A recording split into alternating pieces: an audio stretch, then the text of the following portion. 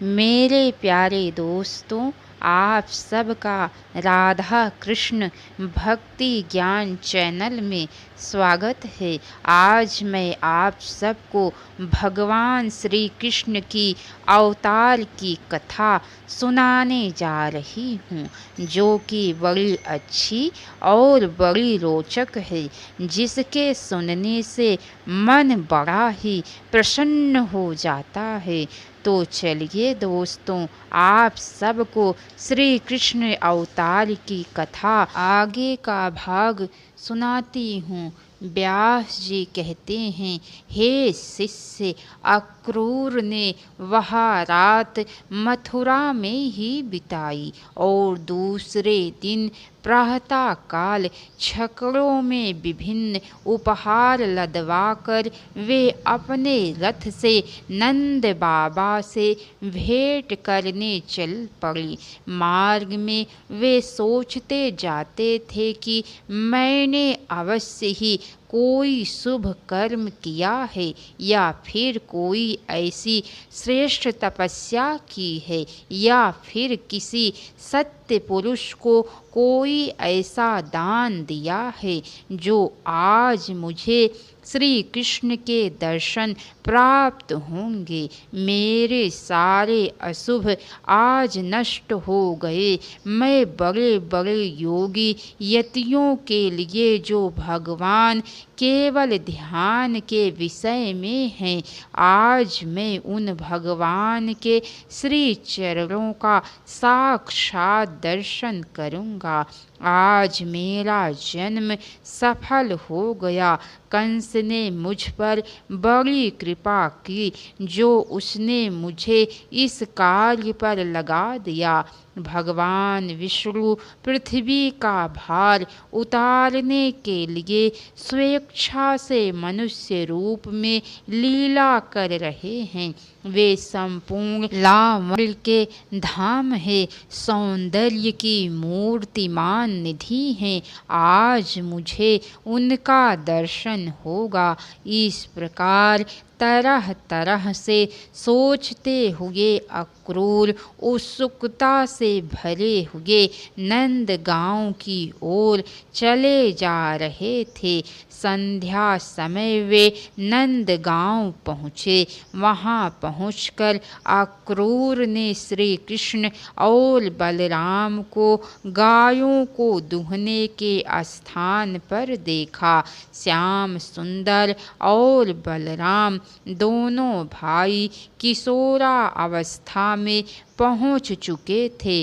दोनों के शरीर सुडौल श्री कृष्ण पीतांबर धारण किए हुए थे और गौर वर्ण बलराम ने नीलांबर। उनके नेत्र शरदकालीन कमल के समान खिले हुए थे।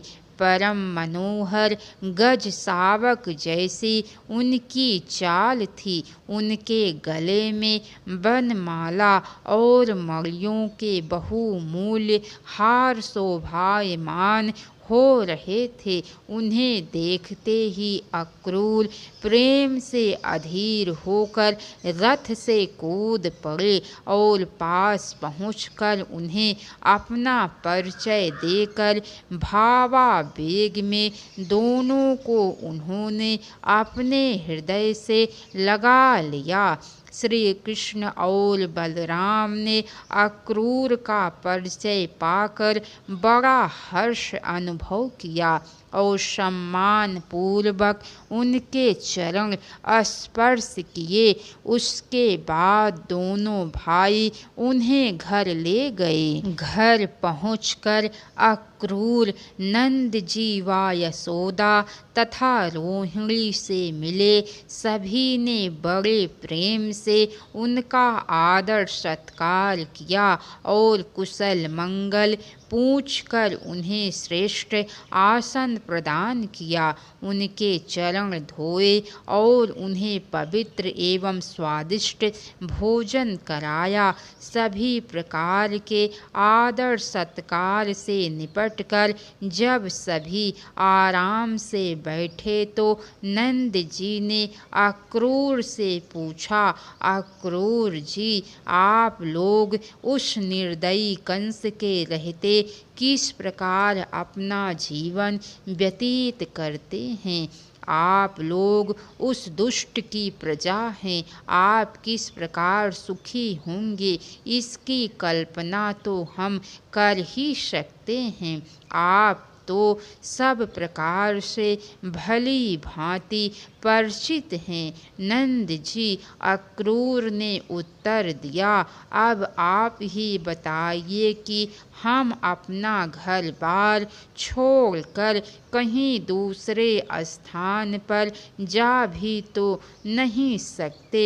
यहाँ रहना है तो हमें सब कुछ सहना ही होगा। तभी श्री कृष्ण ने कहा, काका श्री, कहने को तो कंस हमारा मामा है, पर उसकी निर्दयता के चर्चे तो हम लोग यदा कदा सुनते ही रहते हैं। ऐसे दुष्ट राजा का विरोध जो प्रजा नहीं करती वह कायर कहलाती है। आप कृपया यह बताइए कि आपका सुबह आगमन किस लिए, किस कारण यहाँ हुआ है? अक्रूर बोले, पुत्र, कंस ने समस्त यदुवंशियों से घोर बैर पाल रखा है। वह वसुदेव और देवकी को भी मार डालना चाहता है।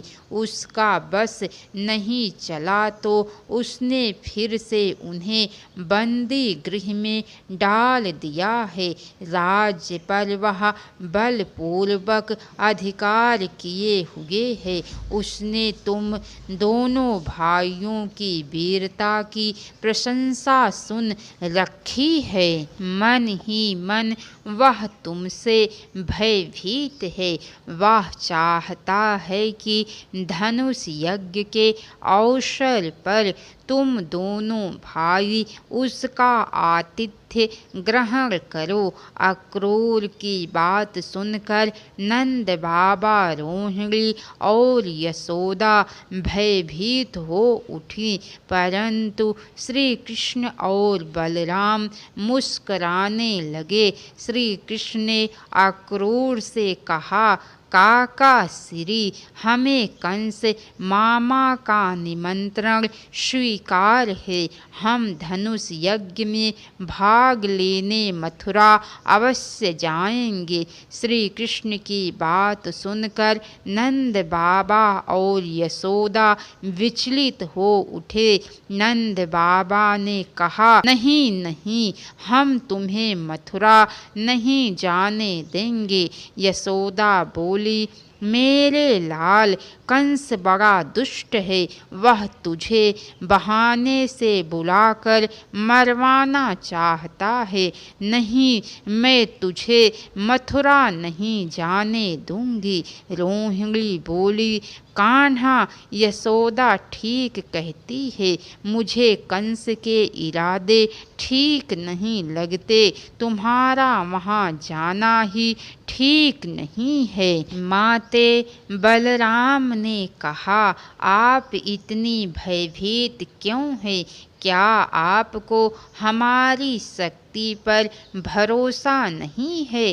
क्या हम आपको अभी भी बालक ही लगते हैं? आप हमें जाने दीजिए, कुछ नहीं होगा हमें। श्री कृष्ण इस प्रकार और बलराम के समझाने पर नंद बाबा ने उन्हें मथुरा जाने की आज्ञा दे दी और अपने अपने सेवकों से कहा, जाओ सारा गोरस एकत्र करो, भेंट की सामग्री छकड़ों में रखकर जाने की तैयारी करो।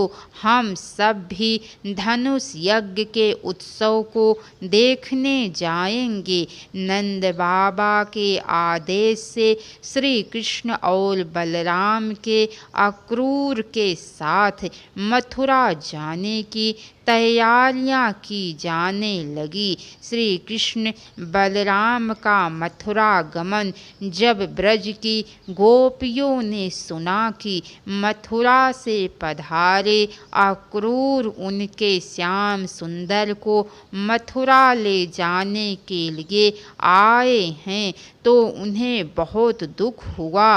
वे तरह तरह से विलाप करती हुई बेहाल हो गई, पर वे क्या कर सकती थी। रात भर वे सो नहीं सकी और अपने प्रिय कान्हा के साथ बिताए क्षणों को स्मरण करके अश्रु बहाती रही।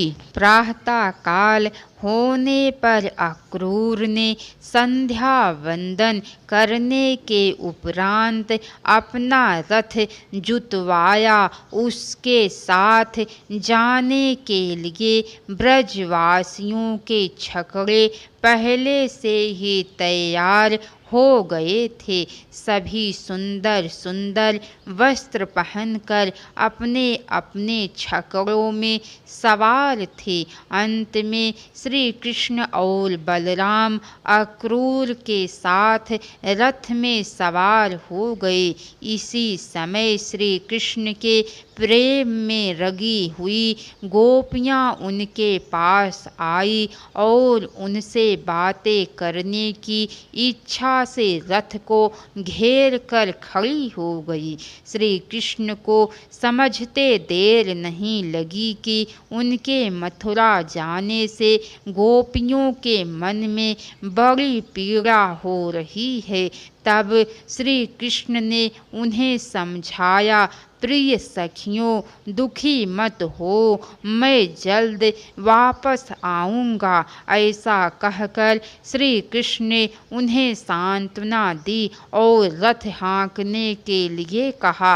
रथ चल पड़ा, उसके पीछे पीछे छकड़े चल पड़े।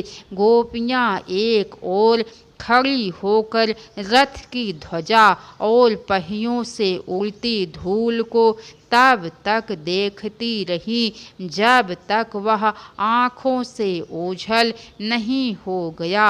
अक्रूर श्री कृष्ण और बलराम को लेकर यमुना के किनारे पहुँचे। वहाँ सभी ने यमुना के शीतल जल में हाथ मुँह धोकर जलपान किया। अक्रूर ने दोनों भाइयों को अपने रथ पर बैठाकर कहा, कान्हा, मैं अनंत तीर्थ कुंड पर स्नान करना चाहता हूँ, तब तक तुम थोड़ा विश्राम कर लो। काका श्री, आप जाइए और अपनी दुविधा के अनुसार वापस आइए, तब तक हम यहीं पर आपकी प्रतीक्षा करेंगे। श्री कृष्ण ने मुस्कराकर उनसे कहा। अक्रूर यमुना जल में डुबकी लगाकर गायत्री मंत्र का जप करने लगे। उसी समय जल के भीतर उन्होंने देखा कि श्री कृष्ण और बलराम दोनों भाई एक साथ बैठे हैं। उनके मन में हुई, मैं तो इन्हें रथ पर बैठा आया था, अब ये यहाँ जल में कैसे आ गए। इसके आगे की कथा दोस्तों आप सबको कल सुनने को मिलेंगी। तो कैसी लगी कथा लाइक करके कमेंट बॉक्स में ज़रूर बताइएगा। तो बोलिए नंद के लाला भगवान श्री कृष्ण की जय। हर हर महादेव।